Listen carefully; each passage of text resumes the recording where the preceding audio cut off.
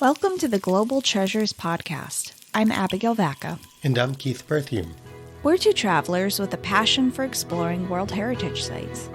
What makes the concept of World Heritage Sites so unique is the idea that these places belong to all people, no matter where they physically live. We'll spend each episode exploring the history, travel tips, and so much more. There are 1,199 sites across the world, with more being added every year. Throughout our journey, we're going to release episodes in the order by year the sites were originally added to the list, starting with the first ones in 1978. Before we get right into today's episode, we actually want to thank everyone who's been listening to the podcast. But we have a quick ask.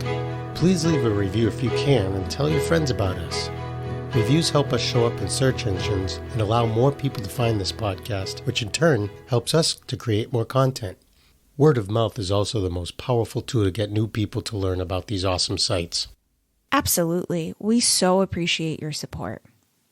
Today, Keith and I will be introducing you to Wieliczka and Bochnia royal salt mines, which are located in the town of Wieliczka near Krakow in southern Poland. The salt mines were established as a World Heritage Site by UNESCO in 1978. Researching this site was a ton of fun. I actually had to ask kindly of one of my very good friends to give me a language lesson for this one. So a huge shout out to my buddy Kolk, who's from Poland. There are a bunch of names that are very difficult to say, some that I said wrong in previous episodes, and he was able to coach me through them. Hopefully, I won't mess up on them too badly or I'll probably hear about it soon. The site is made up of two mines, but in addition to the mines, there is attached to the site the Wieliczka Salt Works Castle. The site does an amazing job of showing the historic stages of development of mining techniques in Europe from the 13th to the 20th centuries. Both of the mines were administered and technically run by the Wieliczka Salt Works Castle, which dates from the medieval period and has been rebuilt several times in the course of its history. Attractions include the shafts and passageways, displays of historic salt mining technology, an underground lake, 4 chapels, and numerous statues carved by miners out of the rock salt. So you probably know by now that I'm a chemist by trade and I also love human history. So I get to completely nerd out on this site. The economic, historic, scientific, and even medical history of this site changed the human story in many ways, and I can't wait to dive in. So let's head back, way back. In the Neolithic Age, which is sometimes called the New Stone Age, the area around modern-day Wieliczka was rich in brine water bubbling up from the surface. So brine is actually water that has a high concentration of sodium chloride dissolved in it. This brine was collected and processed by being boiled in small clay vessels for the raw sodium chloride. The oldest salt-working tools in Central Europe, discovered nearby Wieliczka, came from this Neolithic period. The sodium chloride was an absolute necessary item for preserving food and hides, and made it possible for humans to survive the winters. Sodium chloride became so important to humans, it was often used as payment, and the word salary actually comes from the word salt, because it was the amount of money that was allotted to a Roman soldier to buy salt, which was at that time a valuable and expensive commodity. In the 11th and 12th centuries, the salt springs that provided the brine began to weaken and disappear. So by the 13th century, the first wells were sunk into the ground to get more of the brine. This water that collected in the wells was brought to the surface and boiled in iron pans until pure evaporated salt remained. During this time, the whole region began to develop and there were 3 residential settlements, 2 stone churches, and trade and craft flourished. In the 13th century, one of the saline wells that was being dug revealed the first lump of rock salt. So rock salt is halide, which is the mineral formed from sodium chloride. This discovery turned out to be revolutionary. Now, salt could be obtained by mining methods, and shafts were sunk in the area, and the Wieliczka mine was started. Alright, a little note here. I adjusted a few of the names based on the aforementioned language lesson, so my pronunciations in episode 4 of this season were a little different than the following ones. Hopefully, I've improved. So from the late 13th to the 14th century, this industry was so important to the area, the Salt Works Castle was built near the mine. King Kazimierz III the Great, who reigned from 1333 to 1370, contributed massively to the development of the mine and granted the mine and its workers many privileges. He also took miners under his care and even founded a hospital nearby. While he was in power, the mine's profits made up as much as 1/3 of the royal treasury income. The profits even enabled him to build the Kraków Academy, which was a central focus of our Season 1, Episode 4 show on Kraków, Poland. He then issued the Saltworks Statute in 1368, making mining laws and traditions which helped guarantee the stable development of the mine for many years to come. Over the following centuries, many chambers were dug, and various famous groundbreaking technologies were added, such as the Hungarian horse treadmill, the Saxon treadmill, as well as others that were designed to help bring the salt to the surface.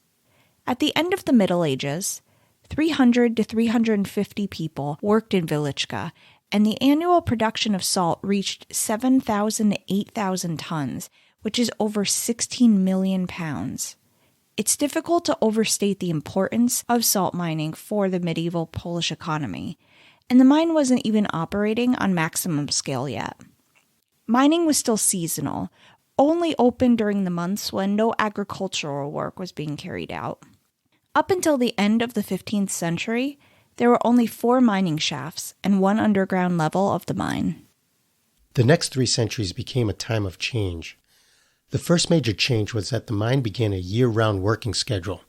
This increased development and working of the mine called for more specialists in various fields such as surveying, because accurate and careful measurements needed to be made as the mine was expanded.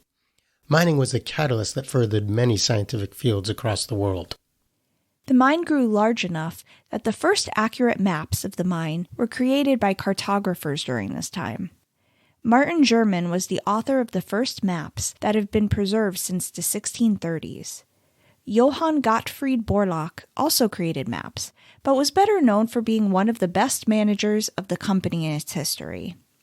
In the 16th century, the search for salt below the first level began, and by the middle of the 17th century, the mine had even reached a 3rd level.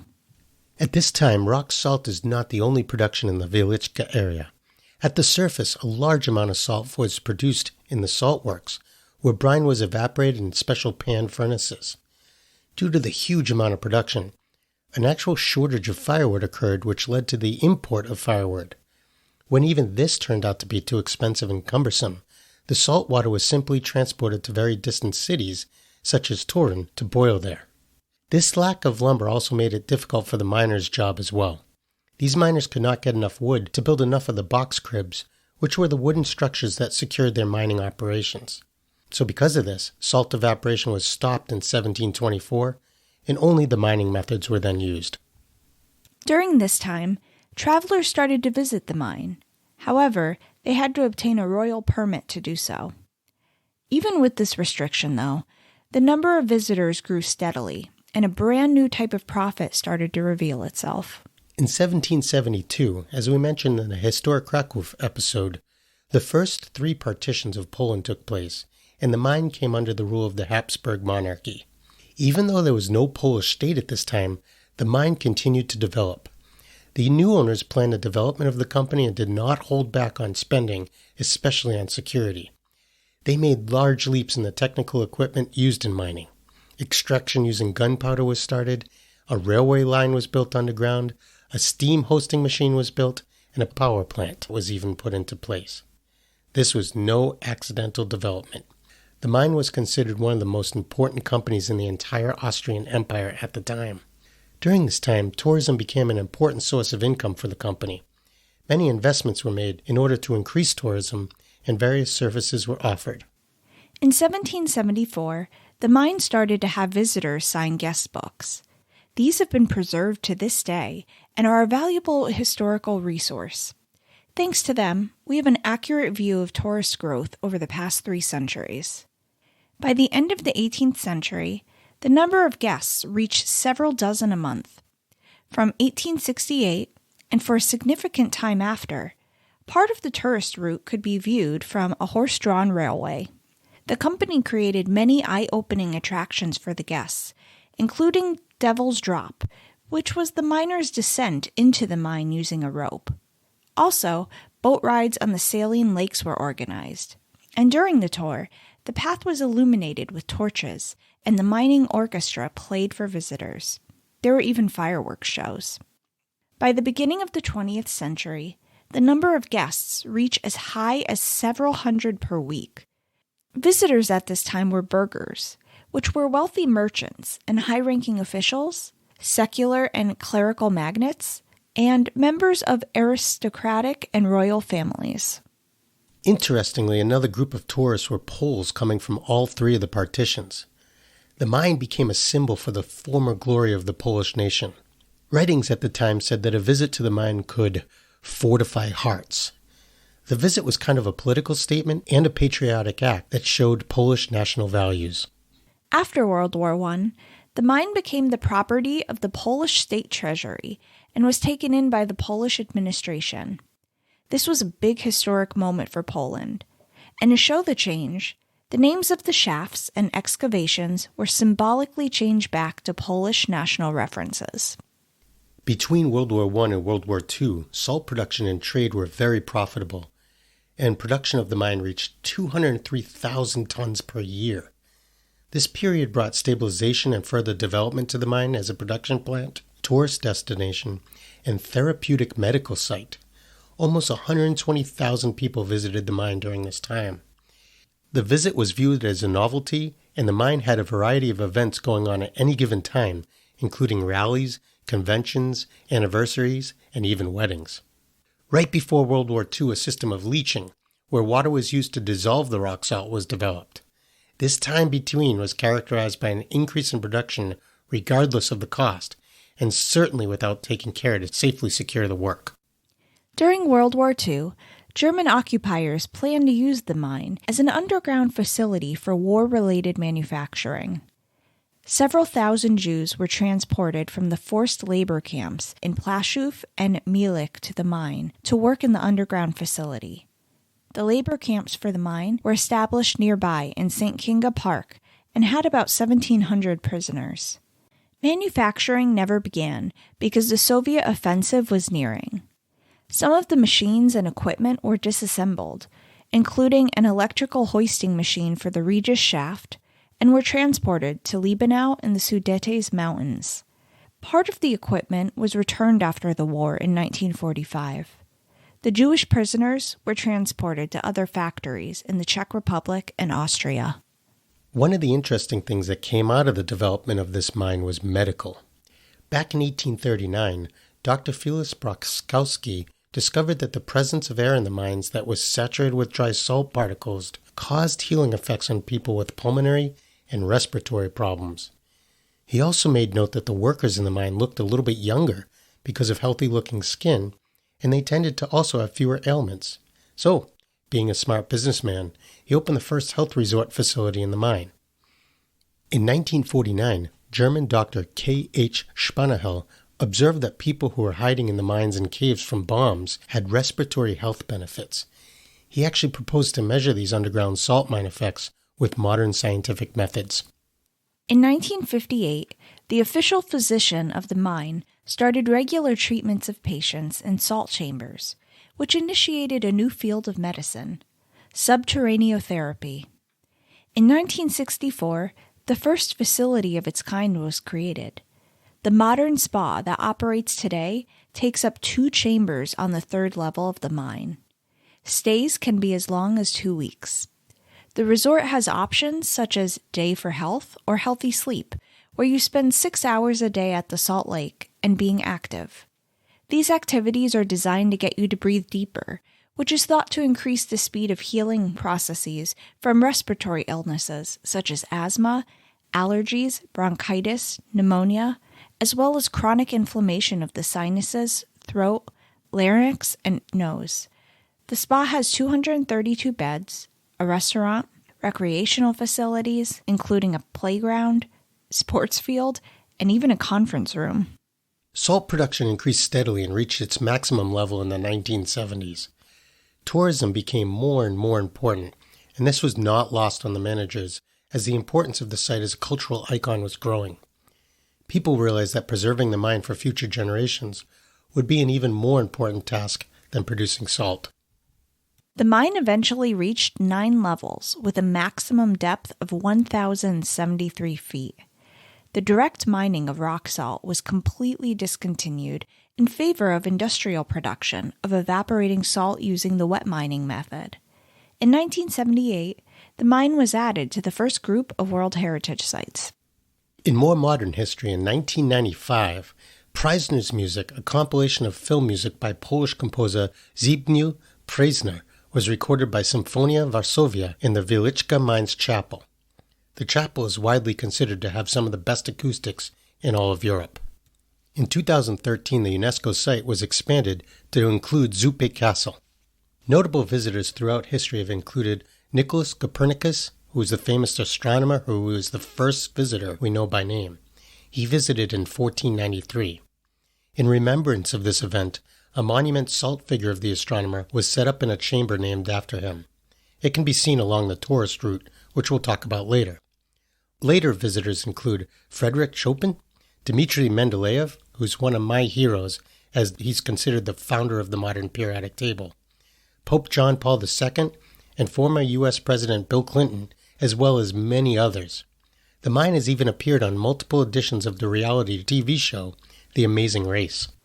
I guess I live under a rock or in a mine since I don't know what the Amazing Race is.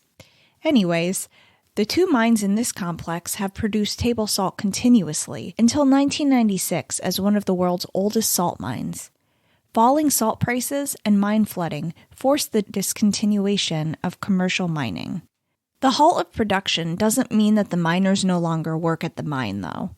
Every day, several hundred miners go to work to protect the historic sections of the mine, backfill the post-mining voids in the non-historical parts, and manage freshwater leaks. In addition, these workers are always being prepared for tourists. Now that we've covered the history and all that, let's talk about how to get to the mines and other information that may be helpful if you're planning on traveling here. So, if you're coming from another country, you'll want to fly into the Krakow airport. Many people stay in the Old Town part of Krakow because there isn't a whole lot to do in Wieliczka outside of the mines. They seem to be the main attraction. In terms of booking accommodations and restaurants, there were at least 40-plus hotels within a 10-mile radius and at least 50 restaurants in the area. Unlike a lot of the sites we cover, this isn't as far removed from the main city. There are buses that go directly from Krakow to the mines. You could also take a cab or rent a car as well. There are numerous tours you can book if you don't want to go through the hassle of purchasing the tickets yourself and arranging transportation. Many tour groups group Auschwitz and the mines into the same trip. So, is it expensive to go? And looking at the pictures of the site, it doesn't seem like this would be a great fit for everyone. So to answer your first question, the tours aren't expensive, and even buying ticket packages that include the Krakow Saltworks Museum are pretty reasonable. And you're right on with that assessment in regards to the site likely being more difficult for some to access physically. Also, there are some age restrictions. Some of the tours are only open to those ages 10 years and older. For those who have difficulty walking long distances, please know that there are 800 stairs to descend, and the tours are 2 miles or more of walking. There is a lift and maybe some accessibility accommodations available, but again, you may want to Google pictures to get an idea. Also, it is a mine, so it's about 60 to 65 degrees Fahrenheit down there, maybe colder. If you're sensitive to cold, make sure you wear a coat even during the summer and closed-toed shoes. Both mines have galleries with works of art, underground chapels, and statues carved in salt. Again, like Keith said, they reach a depth of 1,073 feet and extend via horizontal passages for over 178 miles. There are 2 sections in the mine for tourists.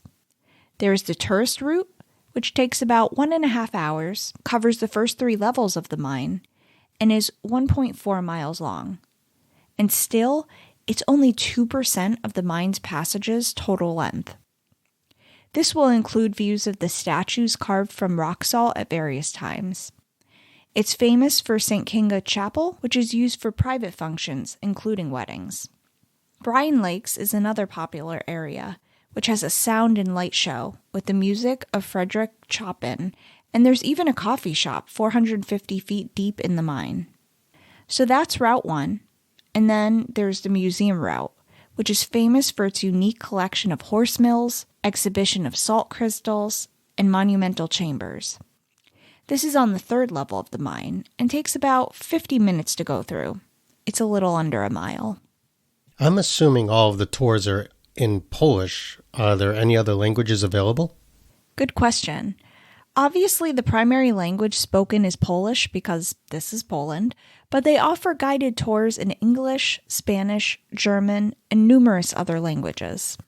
And I actually want to circle back. You mentioned, of course, one of my favorite things before, restaurants and food. So I know we did a little bit of work around this around the Krakow episode, but anything stand out to you in terms of the dishes that people may want to try around here?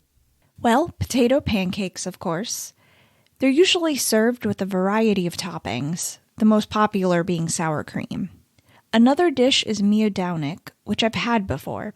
It's a spongy honey cake that almost reminds me of dulce de leche. Yeah, those are two of my favorites as well. So with any of these sites, there are almost always legends and even paranormal activity stories that accompany them. Abigail, I know you like to research this. What'd you find out about the mines? Any legends or paranormal activity to report? There have been quite a few reports of paranormal activity from visitors over the years. Many people have reported hearing whispers or voices when they're alone. Some state they've seen apparitions as well, though of course nothing has been caught on camera. Despite no reports of ill treatment of miners, it was still a dangerous job, and you can't forget about the Jewish workers that were forced into labor at the mines. There were likely many deaths that can't be tracked due to lack of records. Early life expectancy for salt miners, especially during the Middle Ages and the Industrial Revolution, was lower than average because early methods left miners at risk for deadly dehydration. So are the visitors seeing and hearing shadows in their imaginations? Or are the tortured souls of the deceased miners still roaming, unable to rest? Isn't there also a bit of a story surrounding the founding of the mine itself? Yes, there was one notable legend I came across about the Princess Kinga. And I'll treat this like a children's story. Once upon a time, Princess Kinga was asked for her hand in marriage by a Polish prince who presented her with a ring. When she left her country to travel to Poland, her father, the king, offered dowry. However, Kinga didn't want riches. She asked for salt, which was a rare find at the time. Being the kind soul that she was, she wanted to share it with her servants as well. So the king gave her a mine in Hungary. However, this didn't make her happy, since it was so far from her new home in Poland, and she didn't know how she was going to transport the salt. She went to visit the mine before she left for Poland to try to figure out how she could transport the salt to her new home. In desperation, she fell to her knees to pray and offered up her engagement ring, throwing it deep down one of the shafts. She went on her way to Poland through Krakow and Wieliczka and was taking a tour of her new kingdom. As she strolled through a village, she told the attendant to stop and dig in the place she pointed. They hit rock and told her they couldn't dig any further. Princess Kinga asked them to chip off a piece of this rock, and wouldn't you know, she recognized it as a lump of salt. To everyone's amazement, she asked them to break apart this chunk of salt, and inside was her engagement ring. Kinga and her prince had their servants start excavating in this spot, and they uncovered what we now know as the Wieliczka salt mines. The end. Okay, that was kind of fun. Okay, let's wrap up today by talking about the challenges faced in preserving this site. I think I missed my calling as a children's book narrator. That was fun. So this site is really interesting in that regard. The mines were actually on the UNESCO's list of endangered sites from 1989 to 1998, so for almost 10 years. And for those who are wondering what the endangered sites list is, I'll quote UNESCO directly. The list of endangered sites is designed to attract the attention of world leaders and focus public opinion on the need to preserve cultural or natural sites of universal value that are particularly threatened by human intervention or natural causes. This list essentially serves to ensure people are aware that funding needs to go towards it to ensure that people can continue to visit in the future. Through different conservation efforts and the tune of $100,000 from UNESCO, they were able to bring the site up to snuff. Oh, this is good. It's always nice to hear that a site gets removed from that list. So what were some of the steps they took to do so? Well, the biggest and most expensive, but most essential step they took was installing dehumidifying equipment in the mines. I can't even imagine how difficult and time-intensive that was. That's likely why it stayed on the endangered site list for as long as it did. So after sharing all of this with you, it's incredibly easy to see why these two mines and the accompanying castle are all on the list of UNESCO World Heritage Sites, and why it was added to the first class of sites in 1978. Thanks for listening to us at the Global Treasures Podcast. If you'd like to support this show, you can subscribe at Apple Podcasts, Spotify, or wherever you get your podcasts. You can also check us out on YouTube and TikTok. We'll see you next time for our final episode of Season 1.